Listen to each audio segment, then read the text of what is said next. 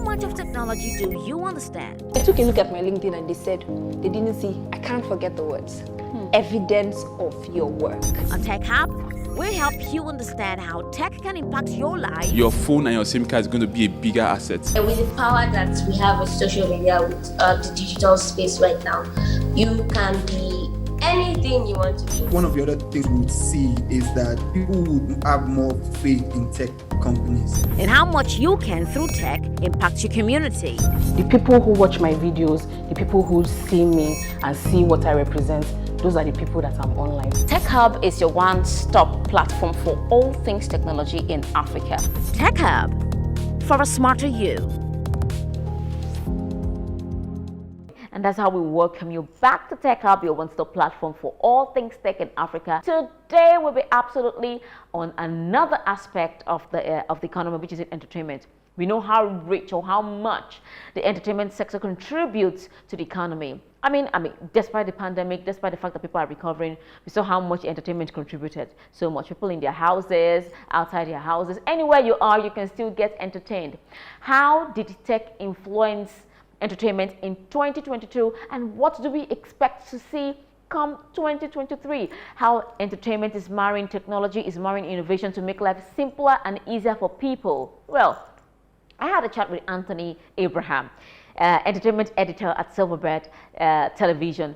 Awesome conversation we had there. You would want to listen to this if you're in the world of entertainment or you're looking for a way to invest in the world of entertainment. You should listen to this.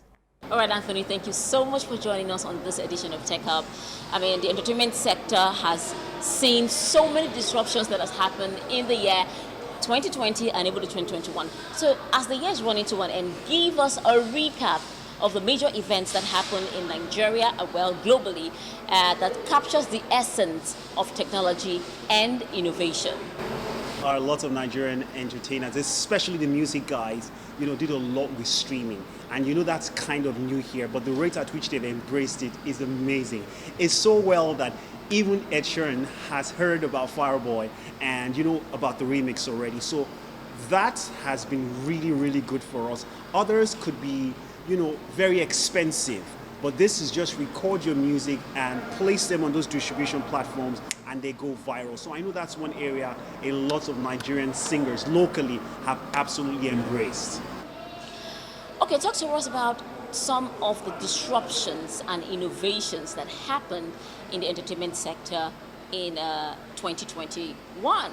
Okay, I'm happy you said that, and it's very broad, and it's a disruption that has also put a lot of fear even into the international market. Let me quickly remind you that a very popular company has purchased Pinewood Studio. Pinewood Studio is known to produce the James Bond franchise. So the fear now is, if this streaming platform has purchased this studio, are we going to watch the James Bond movies streamed online? You and I know James Bond is a theoretical release. It's a cinema theater thing. So that is another major problem for the producers of James Bond movies, and it was going to affect No Time to Die because they were worried, but they put their foot down and said, we're going to have a theater release. So that's also a problem down here where producers are saying, should we create content for streaming platforms, or are we still be able to make our money in theaters? So it's a major problem that we're still trying to battle. Some people say, no way. Streaming would not replace theater releases. The theater people are saying we're worried because we know theater is strictly an experience streaming cannot give you. So it's a major problem, and even if we have to go deeper into CGI, that's another challenge because it's reducing work for live actors. So, a lot of the old guys didn't have that much CGI in their films, but now you're having a lot more CGI, which is going to also reduce the number of live action, have more tech people creating this thing. So the conversation continues, but I know there'll be a balance. So with every new thing, there is the good and the bad side. So what are the concerns or challenges that people in the sector will be experiencing as a result of disruption because of tech and innovation? Another major challenge is when CGI can be manipulated. It can be so well manipulated where you're looking at simulations. Simulations can replace human movement. I'm sure you must have seen that with what Fox did with their reality show for singing, and it's also replaced a lot of actors in some movies. So that's also a major disruption. And people are worried now that if CGI can do that much work and reduce the workload on live actors, the future might be very scary. And the funny thing is, these things you're talking about are the stories or the plots of some movies where people are already experimenting. I noticed one episode of one of Black Mirror. It's a series that ran for a few years. And there's an episode there where you live your life by how many stars you have. The same way you're rated on these social media platforms, you're rated in reality. And as you come to me, I can see your stars by your head. So people always want to roll with people who have 4 or 5 stars, and they avoid people who have 2. And you know what that happens? There's going to be a serious separation in mankind. And you know how that can also push people to the extreme to make sure they are constantly 4 or 5 stars, and the woman went crazy at the end. So that's where, if that balance is not being struck quickly, there's going to be serious issues. Yes, there has been a lot of predictions about the future, from banking to finance to fashion. The entertainment sector also has a future. So, what are the forecasts that we have for 2022 and beyond for the entertainment sector?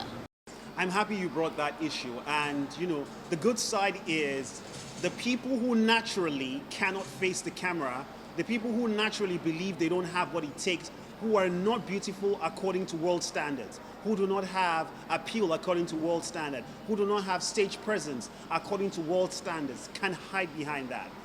You understand? But the fear is they don't get infatuated. The fear is they don't get sucked in and begin to get some level of obsession. Because once it keeps improving, once you begin to gain a level of fan base, you might not be able to control it anymore. So that's where there's going to be a challenge, because they don't receive you here, but they receive an alter ego that's not real. So when it now gets to the point where we want to meet the real you, what happens? But the good side is, like I said, those who are not looking good according to world standards can have an amazing experience there and get discovered and showcase their talent. So it's a real balance that we must be. That's my fear. How do we strike that balance? It's going to be a Herculean task, being able to make sure the weight is balanced, because it's a great opportunity. It has started well. How well are we going to embrace this? Remember, technology is not bad. It's the users. So we don't know what's going to come out of this. Somebody probably who has no talent at all can get behind an alter ego and become a megastar. And you'll now discover a few years later, like, oh my goodness, this person has 0 talent, but the person is a megastar due to technology. So, pageantry is also entertainment. But because of the COVID-19 scare, the Miss World 2021 was cancelled. And there are people saying, why can't they take it virtual? What is stopping them from doing that? Is that possible in the first place? Let's consider I'm happy you asked me about this. This is my field, and I'm happy that you asked this question. Let's consider the sponsors. Remember, it is your show, but you're not creating the show for yourself. The show is for the people, and sponsors want to get the best mileage. You understand? The best mileage can only be achieved on a live show. You really can't achieve that much on a virtual show. People want live interactions. Live interactions are good marketing activations, remember. So if these brands have sponsored based on a live show, and you want to flip it on them, it's a problem. They can sue you. But the music industry also was disrupted heavily, in the sense that some of them just did a premiere of either their track or their shows in a small room, and they just broadcast it to the world. Remember, psychologically, over time, with facts, a lot of musicians will tell you, I prefer to be at a live show where I'm getting direct energy from my audience. It helps me psychologically. It helps me emotionally. A lot of them have said that. But when I'm performing at an event where I can't see anybody, not everybody can work with that. You understand? So I believe the pageant business is also going to experiment this, but it might not just be applicable now. Sponsors want a live show. They want the people to be there. They believe that if you can adhere to the protocols of the COVID-19, you should be able to organize your show in such a way that there's spacing, people are well organized, and there's no great interaction. We want to see the human beings there. And remember, pageantry is something you must see the ladies. Not just hear them, you need to physically feel them. You need to see what they look like. 360 degrees, their skin, their body type, and they need to also speak, and you need to hear their mind. So it might be quite difficult. It might not be as easy as music. Music, you're showcasing a lot more of your voice. But pageantry is who you are physically and intellectually. So it might be quite hard for now, where you just have a virtual show. They gave them that option, but I don't think they took it. Sometime in March next year, I think 6th of March, they're still going to have a live show in Puerto Rico. Tech Hub, for a smarter you.